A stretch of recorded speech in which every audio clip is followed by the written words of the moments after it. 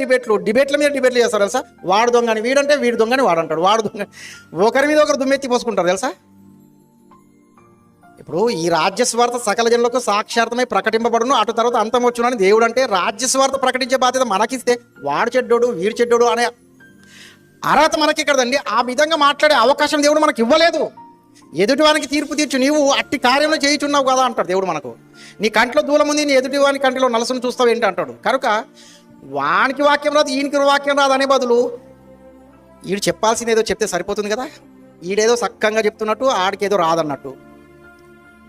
3000 denomination ఉన్నాయండి భూమి మీద ఈరోజు రిజిస్టర్గా. అన్రిజిస్టర్గా ఎన్నో తెలియదు.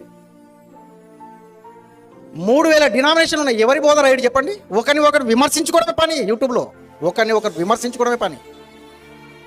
వాక్యం చెప్పే వాళ్ళ వ్యూస్, వాక్యం చెప్పే వాళ్ళ వ్యూస్ 500 1000 ఉంటే, ఇలాంటి విమర్శలతో ఉన్న డిబేట్లు చేసుకునే వ్యూస్ ఎన్నో తెలుసా.